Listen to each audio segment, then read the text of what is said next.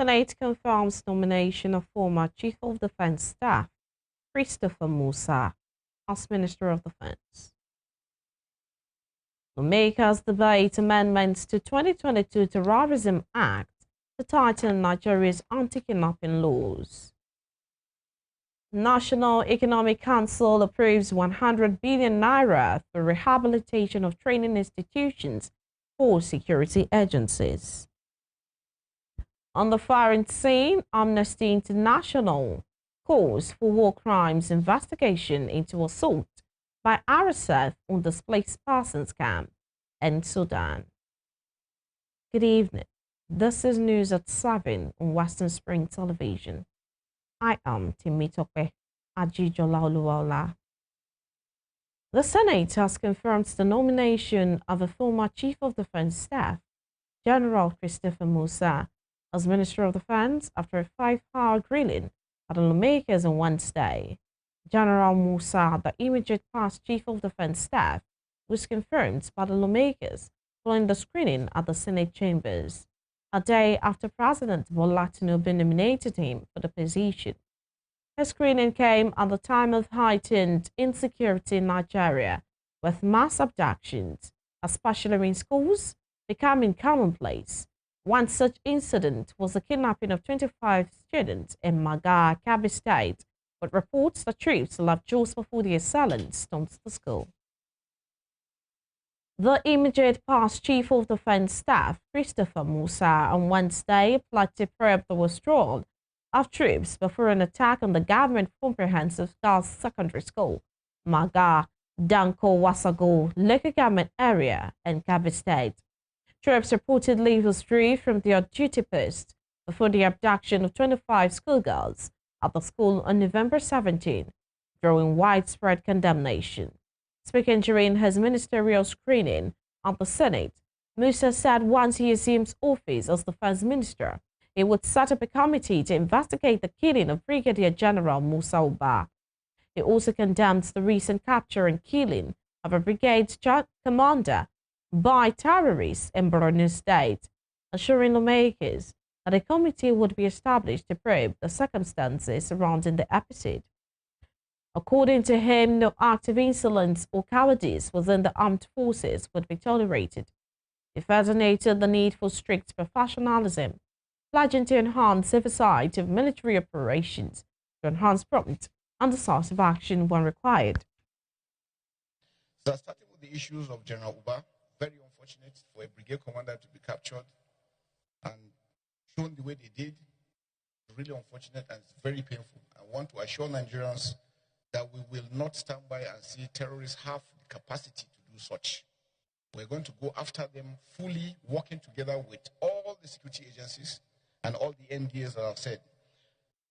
We're going to investigate fully. So I know the Senate has established a committee to look into that. The armed forces also has a way. And then from the defense, we're going to make sure that we continue with the oversight over their activities. No indolence, no act of cowardice will be entertained. We're going to make sure that we follow them critically to see what they are doing from the commanders down to the troops. They must be professional. I was wondering how the general himself was alone when he's supposed to have his own troops with him. So there are questions that need answering. And I can assure you, sir, we're going to get to the bottom of this. We'll find out what happened, who are those involved, including that one for the children at Maga. It is unfortunate that the troops will be there and then will leave and shortly something happened. It is unacceptable. And I can assure you, sir, we're going to investigate and all those found culpable will face the law accordingly. And we'll make sure that we monitor all the activities of the armed forces and the security agencies, make sure that they remain very, very professional. Any information that comes will be treated adequately and make sure that the troops also take action as quickly. But I want to assure Nigerians that coming on board, having served 39 years all through my career in the armed forces, we have seen what is going on, we have understood what is going on, and we know what we need. All I'm appealing, sir, is that with your approval, once we come on stream, we're going to come back to you, sir, to show you exactly what we need for us to do better, for us to achieve success. We can win this war, but we must work together. We must get the support. Because I can tell you, not calling members, there are still a lot of gaps within the armed forces. that is also mitigating against them, be able to achieve success fully into what we're doing. And like I said, we need the state governors, we need everyone to be on board for us to be able to achieve that. So my assurance is, from day one, we're going to monitor and review all our activities, all the operations that we're doing. Where we have done wrong, we're going to take measures to address them. Where things need to be done, we're going to, and then we're going to come back again, sir, because there are areas that we need your support. Earlier, tension rose in the Senate as lawmakers objected to attempts to conclude the screening of former Chief of Defense Staff, Christopher Musa, as the new Minister of Defense and allow him to take a bow. Senator Sani Musa of Niger East Senatorial District had urged the Senate to allow the former service chief to take a bow and leave after responding to a few questions. But those opposed to the idea insisted that the ministerial nominee must be subjected to more rigorous questioning. The chamber became rowdy as senators stood on defiance, demanding further engagement with the nominee. After several minutes of disruptions, the Senate President, Gatsola Fabio, rose, an action which, according to the rulebook, signifies a call for order. He urged the lawmakers to remain calm, underscoring that the purpose of the session was to ask questions that would reassure Nigerians during a period of heightened insecurity. We have had closed sessions with him severally, and some of the questions that will be asked here and the responses may not be well dispensed at this moment. So I feel we should just allow this gentleman to take a bow and go. Not carry. There's not. This is it. There is nothing no here. There is nothing no. And you stand up and say you should take a bow and go, with so many questions on the mouth of Nigerians, with over 200 Nigerian children in the bush, kidnapped and being tortured. His appointment is heralded all over Nigeria with happiness, because Nigerians believe he has something to offer. Give the man an opportunity to give Nigerians hope.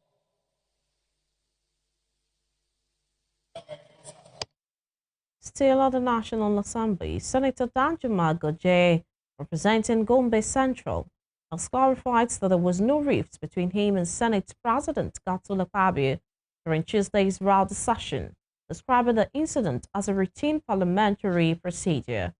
Goje offered the clarification during Wednesday's plenary, a day after he confronted Fabio over what he called an unparliamentary act during proceedings.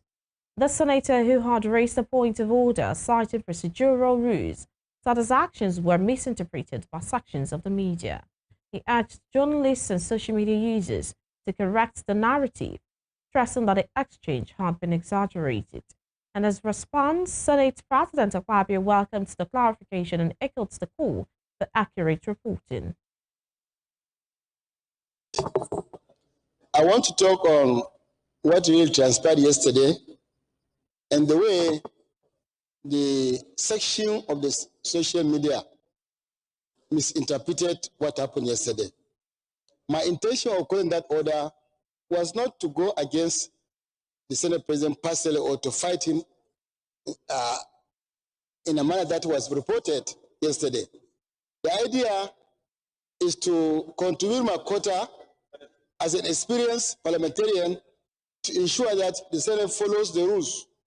But there's nothing personal against the Senate President or against any senator. And I want the social media, please, to take a note. Because the way it was portrayed yesterday was that some people say, Goje challenge Senate President, or there was a drama. There was no drama. There was nothing like that.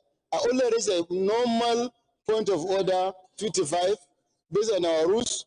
And the Senate President gave me a chance based on our rules, and everything was sorted out.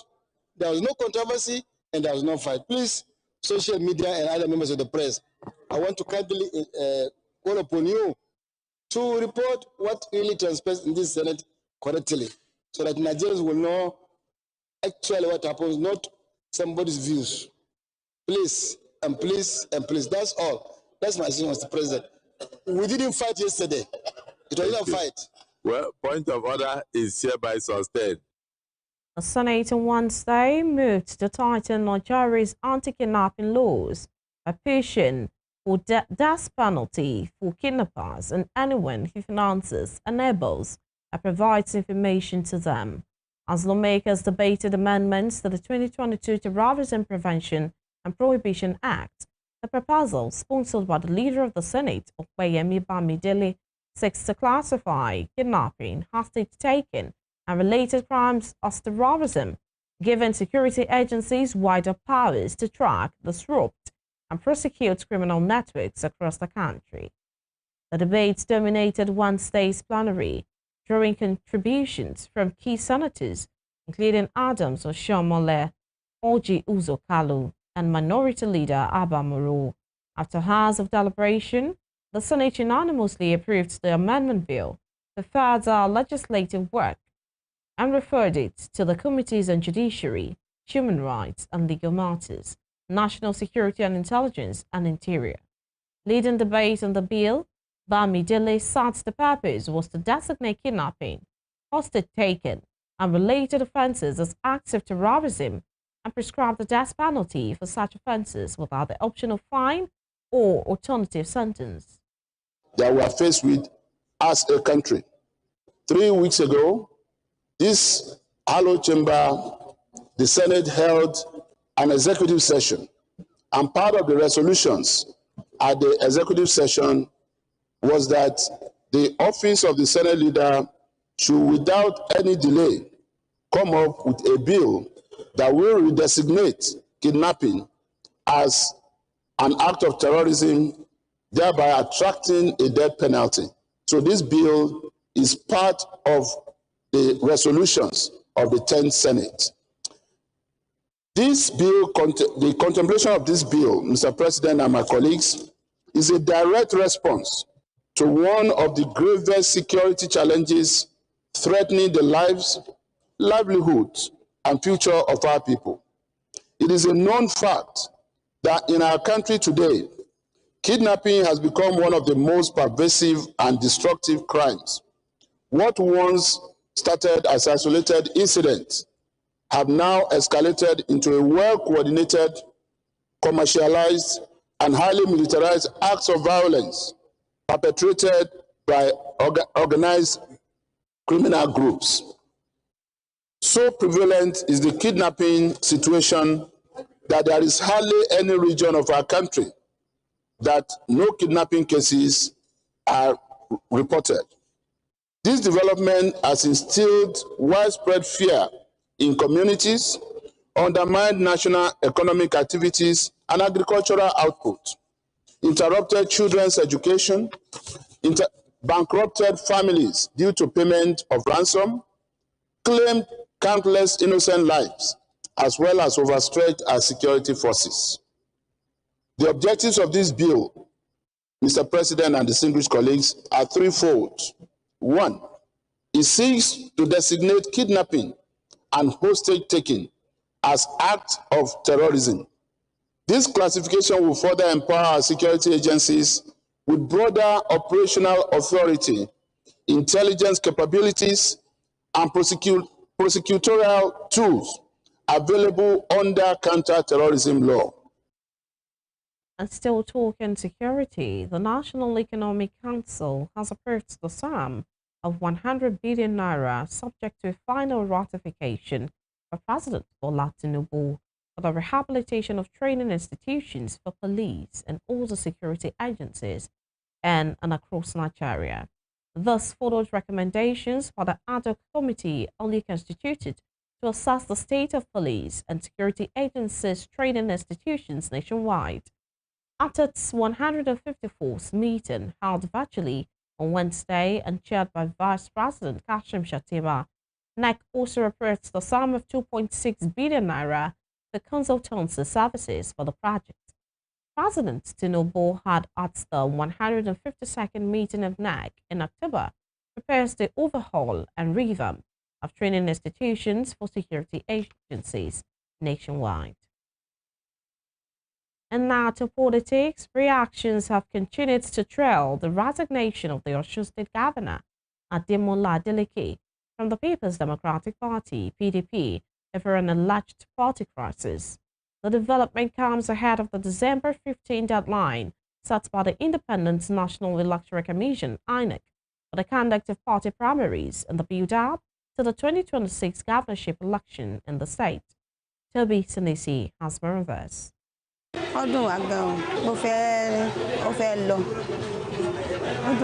Omolara Oderinde, a staunch supporter of Governor Ademola Adeleke, is disappointed at his resignation from the People's Democratic Party (PDP), but her loyalty still remains with the governor.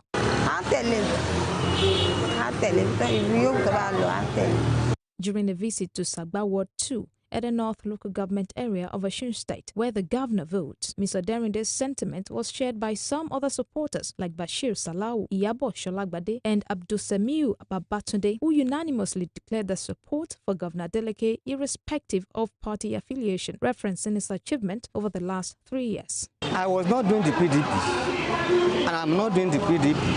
I'm doing Adeleke party. If a party is registered this morning, and that party is Z party, and INEC recognize that party, Adeleke goes there, I'm moving with him.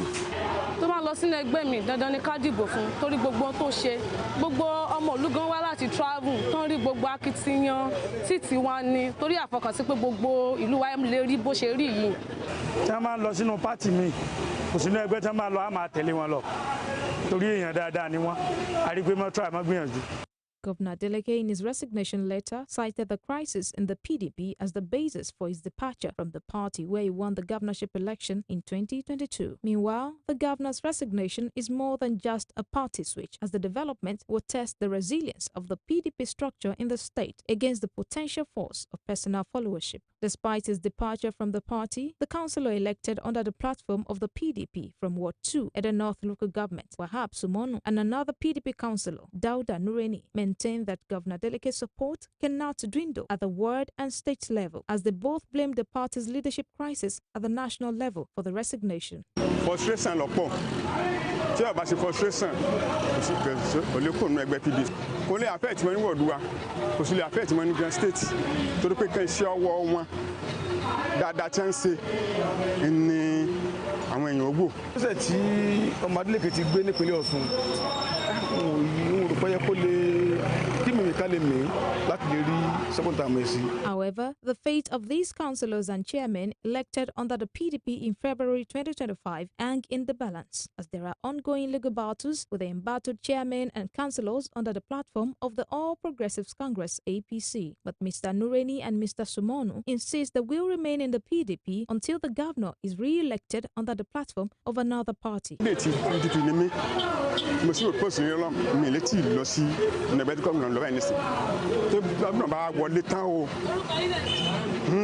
Gbogbo olùdán wa kámpù sínú ẹgbẹ́ tó bá lọ. Inú ẹgbẹ́ alábùradà ni wọ́n ti dìbò yàn mí tí mo ti jẹ́ kánsẹ́lọ̀. Ẹ̀tọ́ mi ni pé ìgbẹ́tọ̀ mi ń bẹ̀. Ilé tí mo ìgbó dé pé pẹ̀lú ògo Ọlọ́run. Ọ̀rọ̀ ilé ẹjọ́ tí mi wájú pẹ̀lú ògo Ọlọ́run. Tí ìdájọ́ bá ti gbé kalẹ̀ lẹ̀, ẹ̀tọ́ mi ó tẹ̀ mí lọ́wọ́.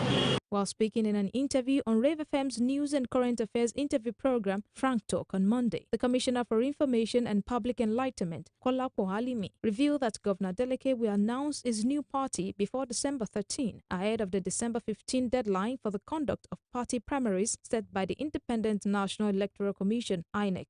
So the platform through which you contest the second term has been demanded by the good people of Osun State that this will go for second term will be made public very, very soon.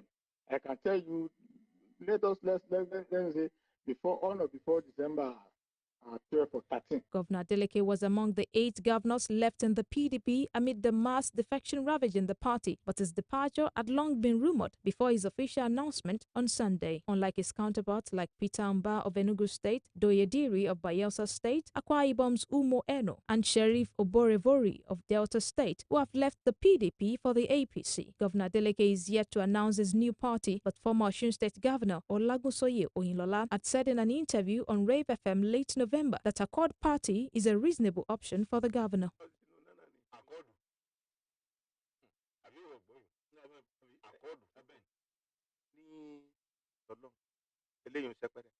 Already, the APC has over 10 governorship aspirants, among which are strong contenders like Bola Oyebamiji and former Deputy Governor Iyiola Omishore, who are hoping to clinch the party's ticket. In the meantime, fingers are crossed and the political atmosphere in Osun State is stirred up ahead of developments that will shape the polity and politics in the state. This particular location is Governor Ademola Adeleke's ward, where he was voted as the governor of Osun State in 2022. But the governor just announced his resignation from the People's Democratic Party. But the people here, most of who are his supporters, are saying they are undeterred and would vote for the governor regardless of the party he is moving into, which is not known to anybody yet. But in the coming days, the governor is expected to make the big announcement about the party he is defecting into, a political development that would shape the landscape of Osun State. From Ward 2, Ede North, Osun State, Toby Sanusi, Western Spring Television News. Indigenes of Osogbo, the Osun State capital, have reiterated their calls for leaders of the All Progressives Congress, APC, to pick an aspirant from Osogbo as its governorship candidate in the 2026 governorship election in the state.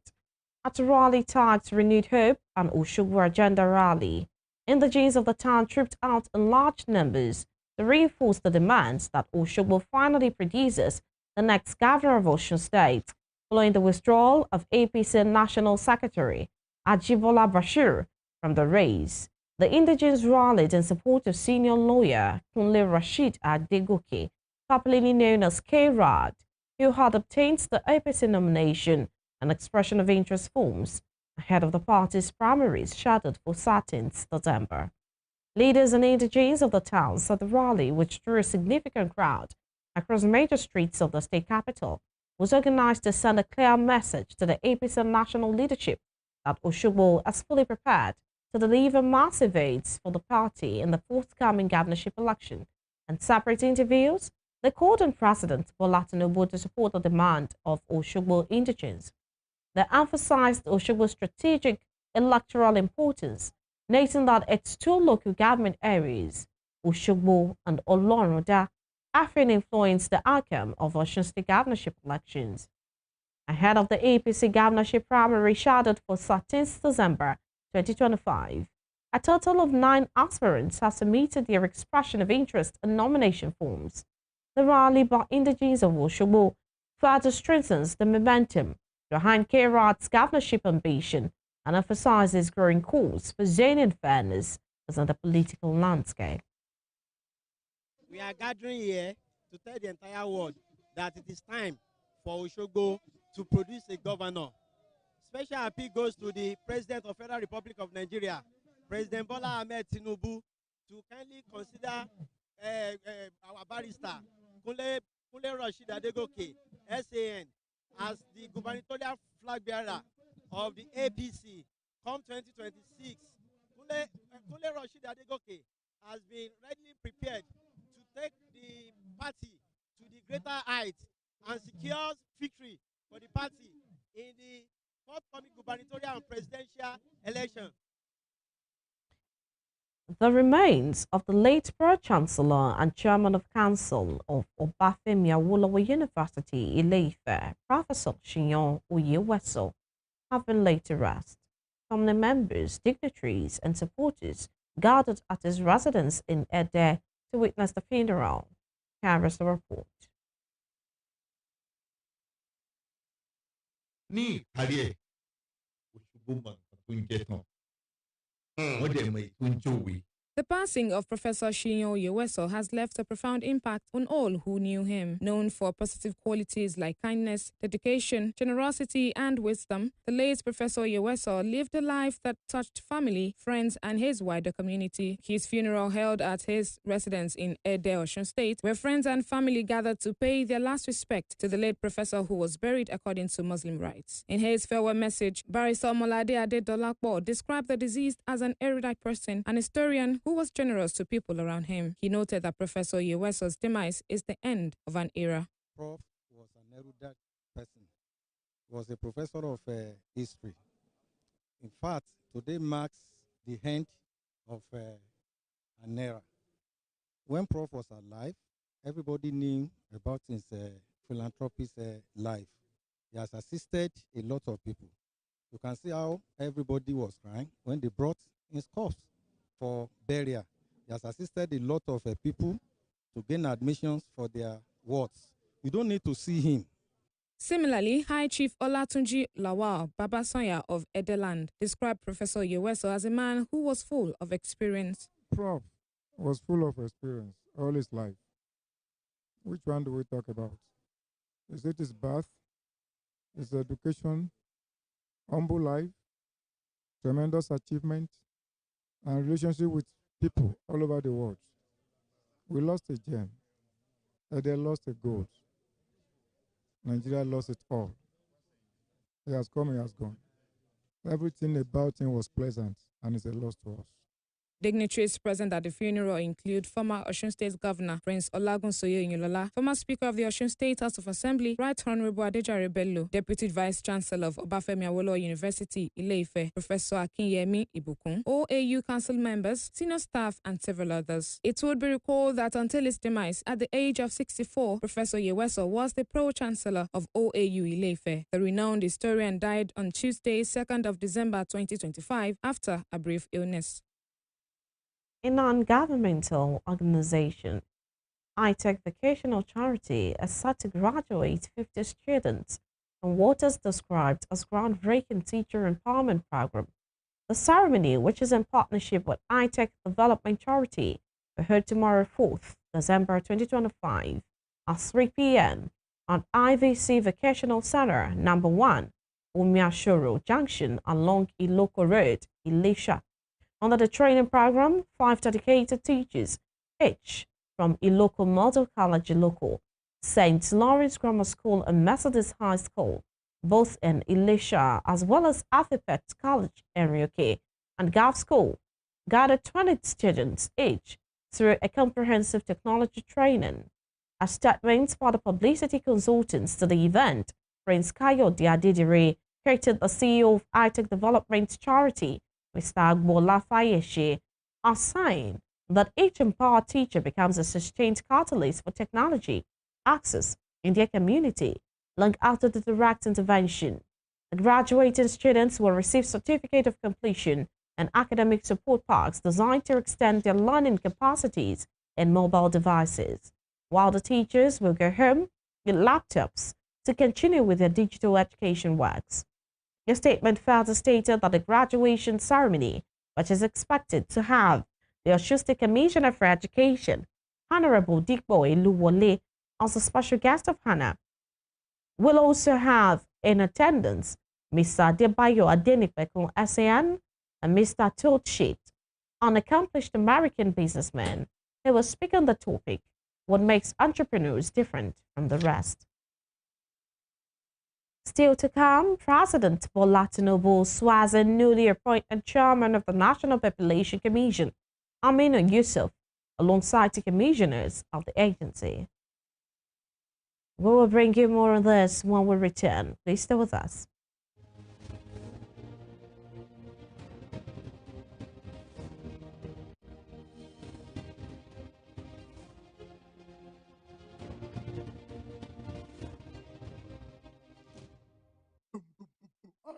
I am just too funny. I'm a comedian, and I like to make people laugh. But it's not funny that we're losing our unique gorillas. We only have around 100 left, and they are threatened by habitat loss and traps set for bushmeat. So please say no to illegal bushmeat, because protecting nature protects us all.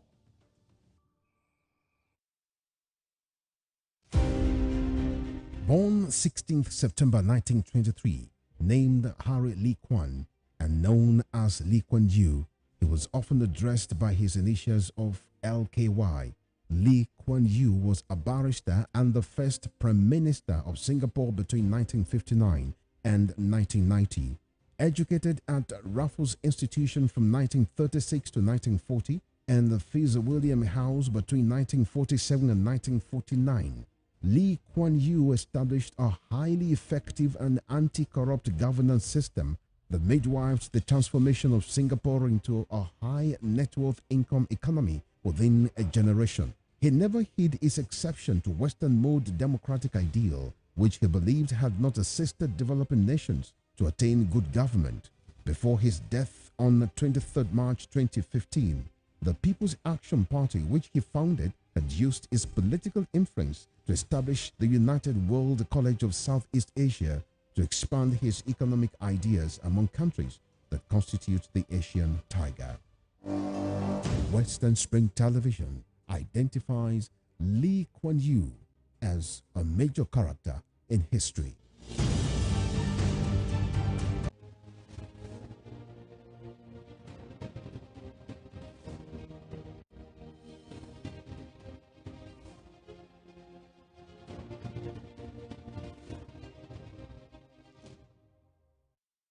You're welcome back. This is 2 News at 7 on Western Spring Television. A reminder of our headlines. The Senate has confirmed the nomination of the former Chief of Defense Staff, General Christopher Musa, as Minister of Defense after a 5-hour grilling by the lawmakers on Wednesday. The Senate on Wednesday moved to tighten Nigeria's anti-kidnapping laws by pushing for the death penalty for kidnappers and anyone he finances, enables, or provides information to them, as lawmakers debated amendments to the 2022 Terrorism Prevention and Prohibition Act.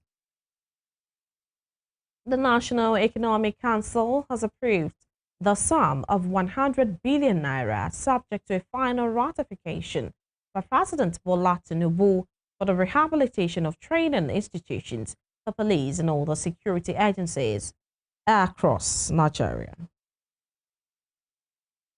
On the foreign scene, rights group Amnesty International has called for a war crimes investigation into an assault by the paramilitary Rapid Support Forces (RSF) on a displaced persons camp in Sudan's North Darfur state earlier this year. President Bola Tinubu on Wednesday swore in the newly appointed chairman of the National Population Commission, Aminu Yusuf, alongside 2 commissioners of the agency, as well as 5 federal permanent secretaries. The ceremony took place just before the president presided over the Federal Executive Council meeting at the State House, Abuja. The NPC oversees national censuses, vital registration, and demographic data crucial for development planning. The Federal Executive Council later observed a minute's silence in honor of a former Minister of Foreign Affairs, Joy Ogul, who died on October 13, 2025, at the age of 79, before proceeding with its 8th council meeting of the year. Ogun State Governor,